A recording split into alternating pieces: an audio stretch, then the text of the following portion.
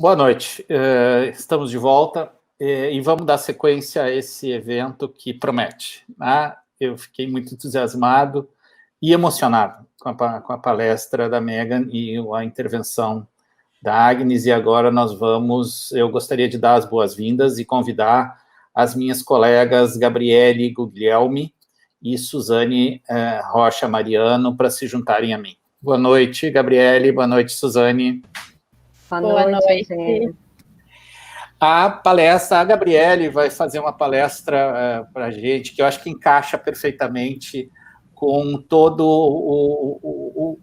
o fio desenvolvido pela Megan agora há pouco, junto com a Agnes, que é um tema muito relevante para a profissão, que é essencialmente uma profissão feminina, né? Já nos hospitais é cada vez mais comum que as pessoas falem nas farmacêuticas e não mais nos farmacêuticos. Eu vou falar com as farmacêuticas. E a Gabriele vai trazer uma palestra para a gente sobre a revolução feminina, a ascensão como líderes e impulsionadoras de ideias inovadoras. A Gabriele possui graduação em farmácia pela PUC do Rio Grande do Sul e atualmente ela é farmacêutica do Hospital Mãe de Deus aqui em Porto Alegre. Então, Gabriele, por favor, nos dê a sua palestra e logo depois, Suzane, você já assume e vamos fazer essa conversa. Tá bom? Perfeito. Obrigado. Obrigada. Ok. Estão ouvindo? Sim. Boa noite. Boa noite a todos, então. Vamos falar sobre um tema, como disse o Eugênio, nosso curador deste evento. Mas, primeiramente, eu agradeço ao Conselho Regional de Farmácia do Rio Grande do Sul e do Paraná pelo convite, né, de falar de um tema tão provocativo e, ao mesmo tempo, tão inovador, que é a liderança e impulsionar novas ideias nesse novo momento digital e desse mundo digital que a gente vive. E aí, eu já começo aqui questionando a todos os presentes que estão visualizando essa palestra, como a gente lidera para transformar a área farmacêutica? É o nosso primeiro questionamento. Como eu vou atuar para fazer essa transformação da minha carreira farmacêutica? E dentro das nossos brainstorms, das nossas discussões, até mesmo com essa belíssima palestra da Megan e o quanto a Agnes tocou com exemplos claros e também muito reflexivos do que a nossa carreira farmacêutica vive, nós temos que ressignificar. E ressignificar é olhar de dentro para fora. Então, é entender o meu contexto interno, o que eu espero dentro dessa profissão para que eu possa atuar e exercer e gerar valor. É tornar isso possível, né? Encontrar novidades no meu dia a dia, é transformar aquilo que de um jeito está, que não, pode não estar mais gerando valor, para gerar valor, né? Como ela mesmo disse, ela trouxe que o profissional farmacêutico, ele quer ser reconhecido além da dispensação e da entrega de medicamentos. Então, o que mais a gente pode fazer dentro de inúmeros campos de atuação da nossa profissão para recriar, para criar novas regras, para criar esse papel de liderança que gere valor e cuide dos nossos pacientes, desses usuários de saúde, porque nós somos profissionais de saúde. E aí, já trago aqui também, para esse momento, uma dica de um livro super provocativo, um livro muito questionador, um livro com exemplos práticos de dia a dia de grandes líderes do mundo, né? Exemplo de empresas que transformaram digitalmente o mundo, como o exemplo da Amazon, que foi falado há pouco, que trouxe uma carreira, uma reestruturação de serviços farmacêuticos para o nosso mundo. A gente se questiona, então, como eu vou ressignificar a partir desse entendimento do que eu quero para mim e do que é importante para essa transformação farmacêutica, como eu vou ressignificar? E eu trouxe essa frase do livro que diz: o que distingue a originalidade é a rejeição do que é convencional e a investigação sobre a existência de opções melhores. Eu sempre tenho que ampliar a minha visão, rejeitar aquilo que é mais do mesmo e colocar em prática o meu olho apurado, a minha visão de fazer diferente, para encontrar melhorias no meu processo, no meu dia a dia, naquilo que eu quero transformar. E para isso, trago muito claro que liderar, ser líder, não necessariamente é ter um cargo. Liderar é prover, ser protagonista e prover a mudança, a transformação no seu cenário. Então, no momento que eu aceito, que eu reconheço que eu quero mudar, que eu encontro algo dentro da minha profissão e do caminho que eu estou trilhando, eu sou protagonista naquilo. Eu gerencio aquela modificação de processo, aquela atuação. Então, sim, eu viro líder e vou ascender nesta área onde eu atuo. Para isso também, uma outra frase bem provocativa e bem nesse modelo para nos responder como vai ser uma liderança do dia a dia, como eu vou prover essas melhorias. Esse livro, Os Originais, do Adam Grant, ele fala que os inconformistas são quem muda o mundo. Então, nós temos que ser uns indignados com mais do mesmo. Foi sempre assim, não dá. Termos esses que às vezes estão na nossa cultura de negacionismo do atual momento, ou do que nós negamos dentro da nossa profissão farmacêutica. Eu estou mesmo, como disse a Agnes, a doutora Megan, que nós temos como crenças limitantes ao longo da nossa carreira farmacêutica. Então, ele diz que pessoas originais são aquelas que tomam a iniciativa de transformar a sua visão em realidade. Aquilo que eu enxergo para mim lá na frente, eu passo a praticar e atuar para tornar palpável. E isso transforma o meu dia a dia. Isso faz com que eu lidere o meu dia a dia dentro da minha profissão. E aí, uma frase dentro da nossa discussão, da construção desse evento, desse momento, desse tema que nós estamos falando, veio, né, de um artigo citado pelo Eugênio de Gartner, né, da revista The Gartner, que é contratar cada vez mais caráter e desenvolver habilidades. Nós já estivemos falando aqui também sobre habilidades comportamentais. E ele mostra a mudança de perspectiva e como eu enxergo a minha atuação profissional. Quando eu enxergo o emprego, a minha profissão farmacêutica como emprego, muitas vezes eu posso estar olhando apenas para aquela geração de renda de manutenção de vida. Quando eu enxergo como carreira, trilhas de carreira e construção e mudanças de perfis de função que mostrem uma ascensão, eu posso estar olhando apenas para o lado de sucesso. Quando eu olho para a minha carreira, para a minha profissão, como algo de uma missão, de uma construção e uma mudança dentro dessa profissão, eu tenho um porquê, eu tenho um propósito. Então, eu trilho, eu sustento e eu consigo mudar. Isso é muito claro nas discussões de habilidades comportamentais, propósito e o porquê que a gente está aqui como farmacêutico. Rapidamente, eu quero trazer para vocês, dentro desse nosso tempo, então, uma experiência pessoal, né, de o quanto diariamente, dentro desse tempo como farmacêutica, eu fiz 10 anos de formada como farmacêutica e desses 10 anos de formada, estou atuando em área hospitalar todo esse tempo. O que me move? Qual é a história? O que me move para estar aqui falando para vocês, para discutir com os meus colegas, como a Suzane e o Eugênio, transformações e cenários e experiências.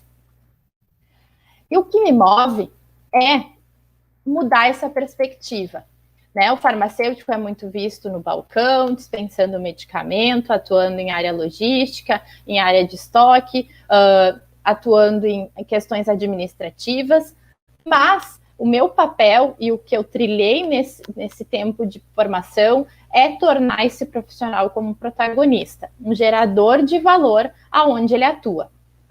E como isso? Então, eu vou contar rapidamente a minha história. No Mãe de Deus, eu atuo há 9 anos, né? Minha primeira experiência dentro dessa instituição foi como farmacêutica clínica, no serviço de controle de infecção.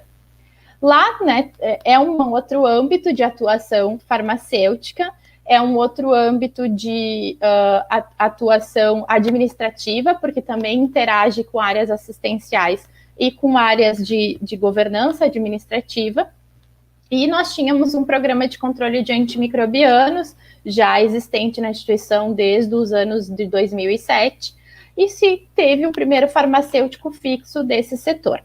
Nós atuávamos, né, na gestão desses medicamentos, né, atuamos ainda, porque o programa cresceu e está cada vez mais robusto, no papel, informando as nossas intervenções e as nossas sugestões de intervenções a nível de decisão de medicamento e para o médico em um papel.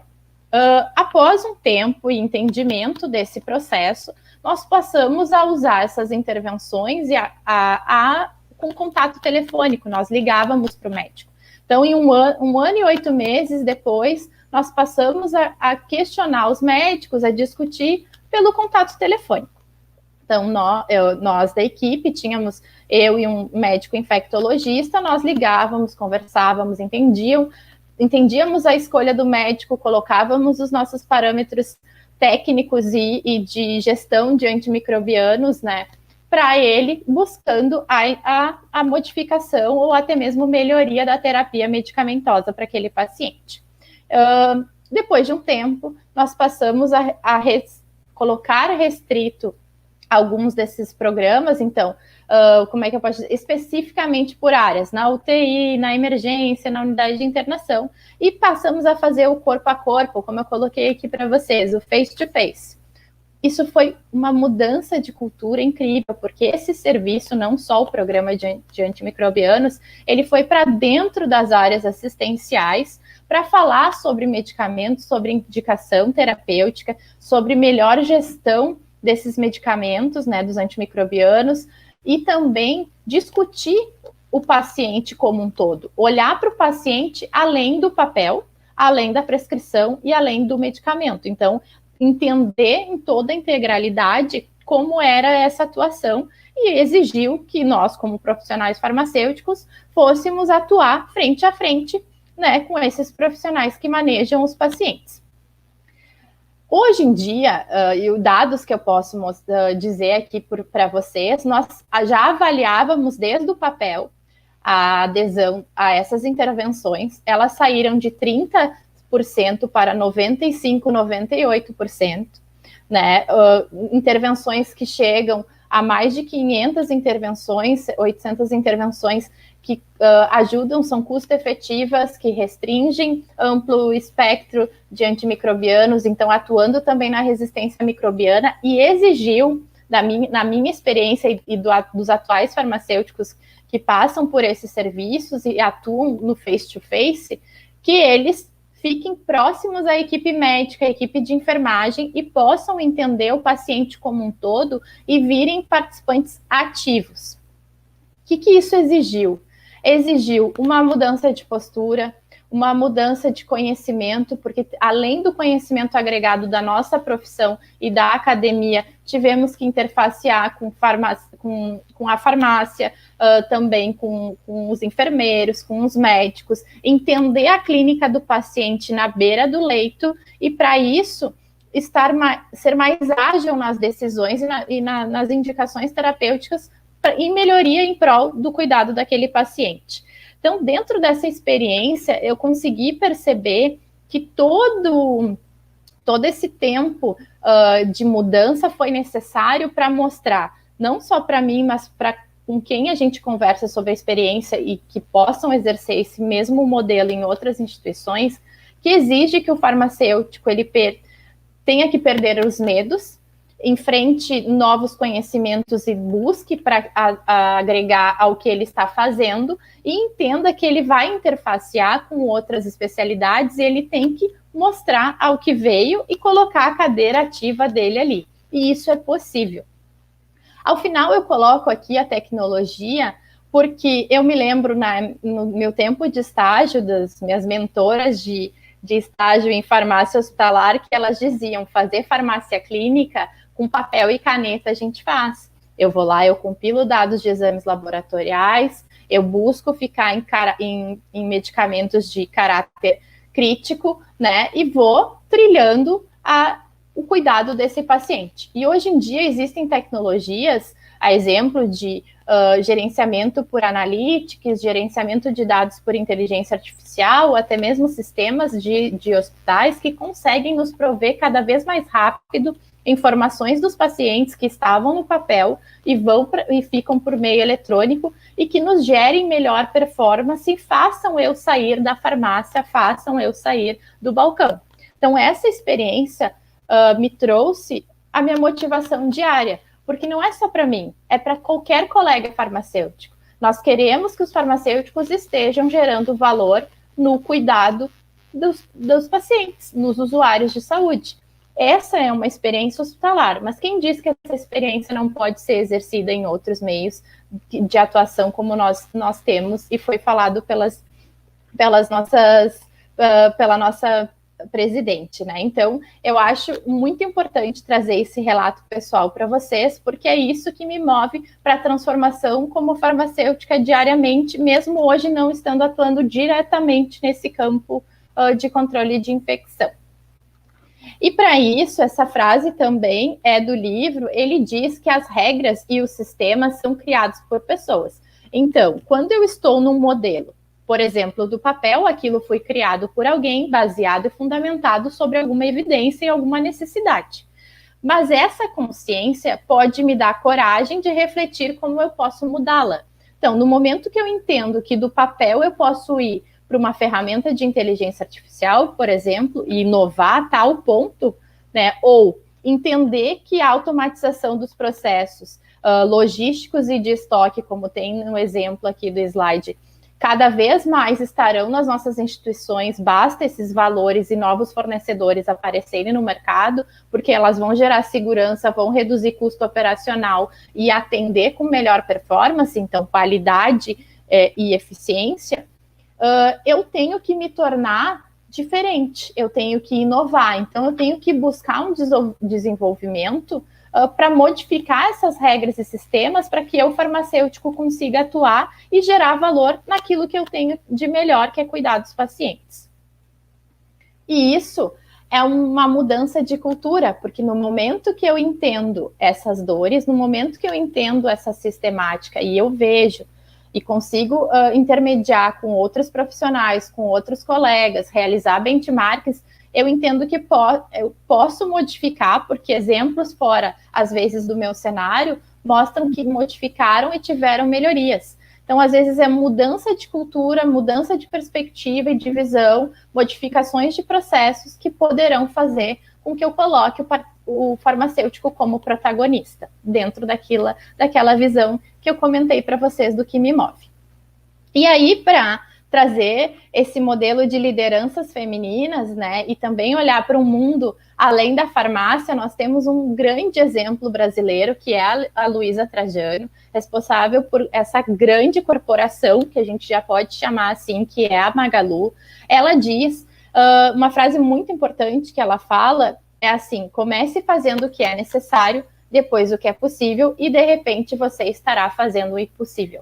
Então, farmacêuticos, quantos de nós estamos fazendo o arroz com feijão, porque ele é importante, colocando a mão na massa já para gerar valor no que é básico, tornando isso possível, fatiando os processos, porque eu não vou conseguir fazer tudo, às vezes eu sou apenas um. Então, quantas vezes eu estou fazendo aquela avaliação apenas com papel e caneta? Mas quantos de nós já chegamos no impossível em gerenciar as informações do paciente na palma da mão, ou ter uma rede neural que coloque para mim as principais informações do paciente para que eu possa atuar e para que eu saia além da prescrição, além do medicamento e gere um serviço de atuação para esse paciente.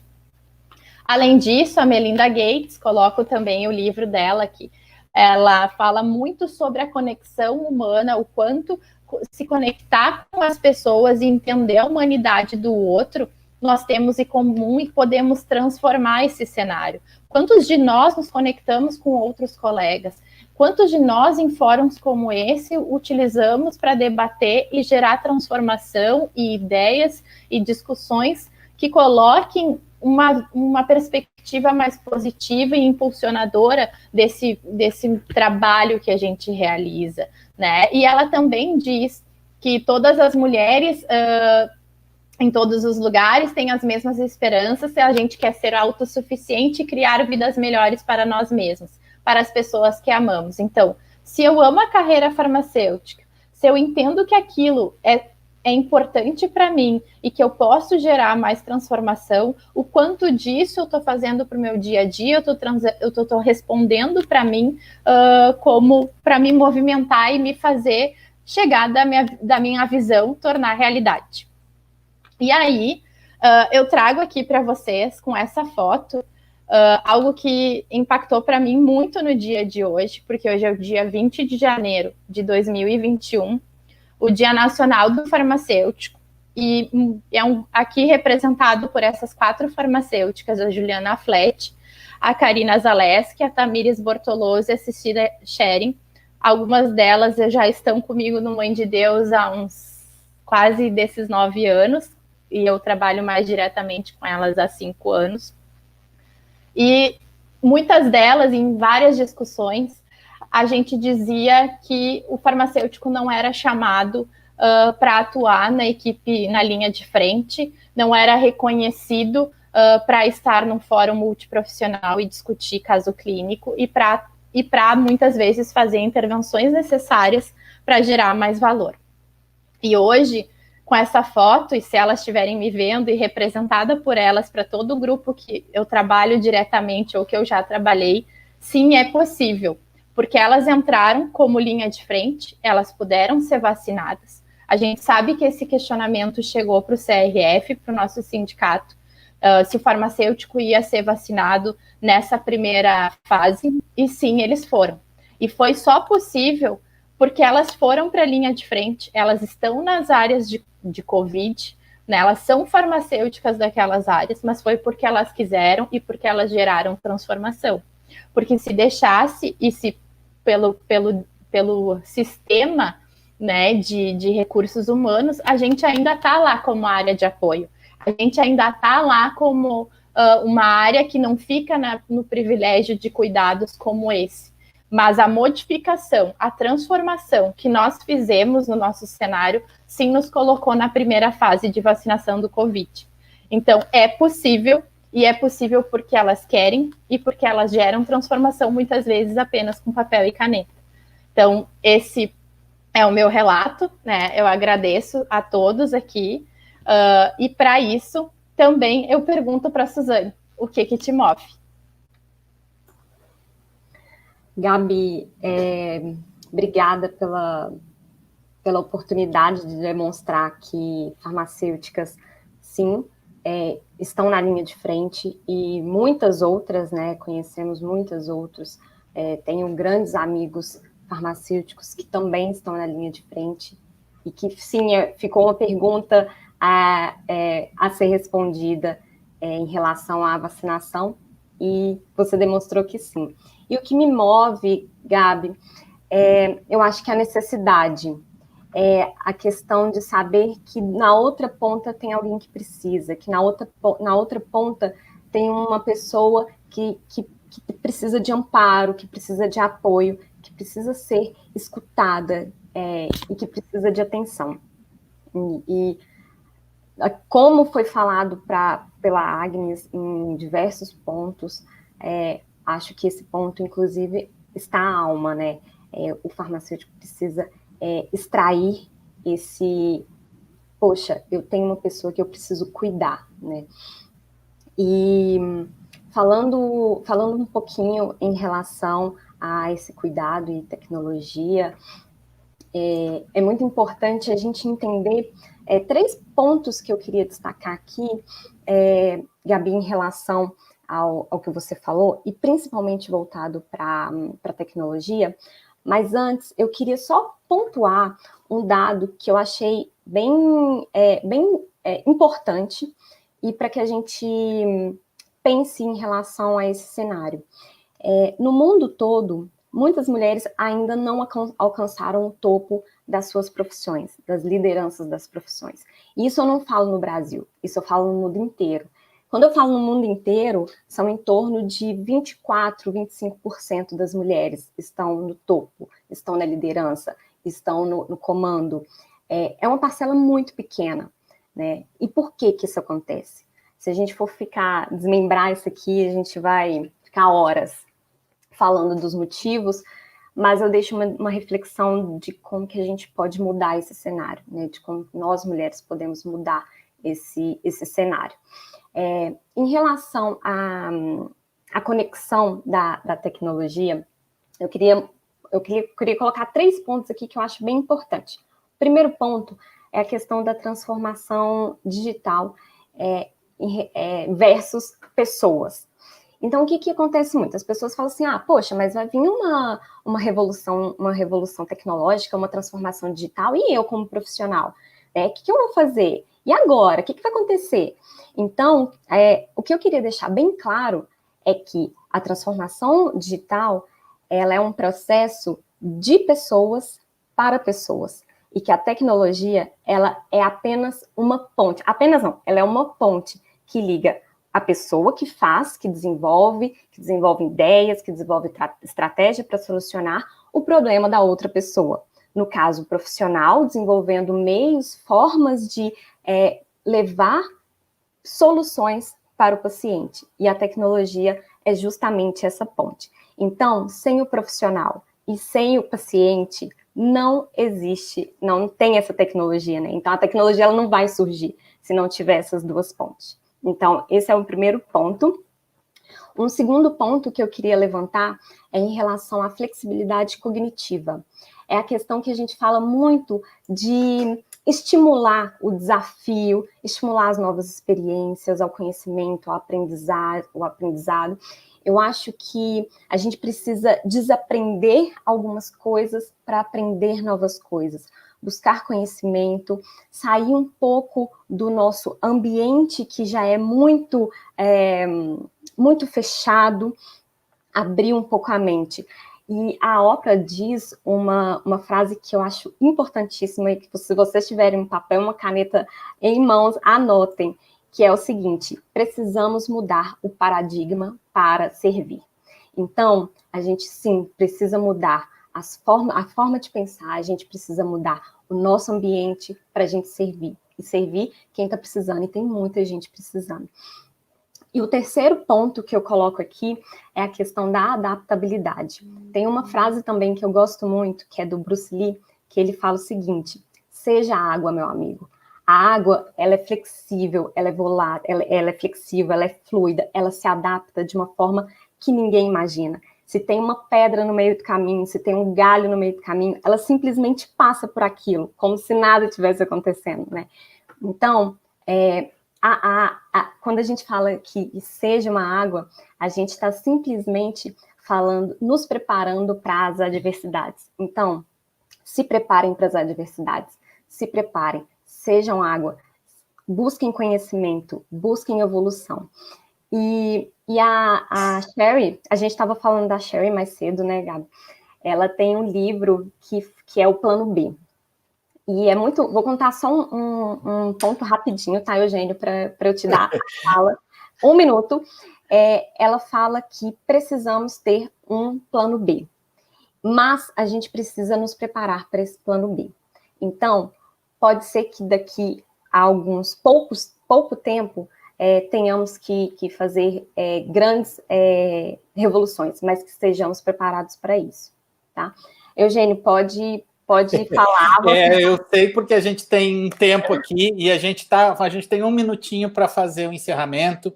Eu achei maravilhosas as intervenções de vocês. Eu acho que isso merecia uma tarde de conversa com um café, pão de queijo, sabe? A gente jogar a conversa fora, terminar até com uma cerveja ou uma caipirinha. Mas eu agradeço imensamente vocês, foi muito inspirador a participação de vocês.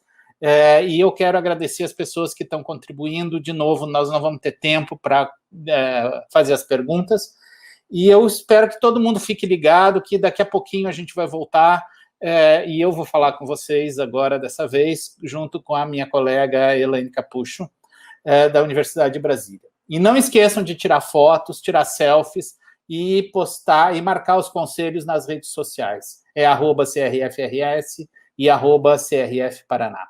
Gabi, Suzane, muito obrigado e a gente se vê. Beijo. Obrigada, gente.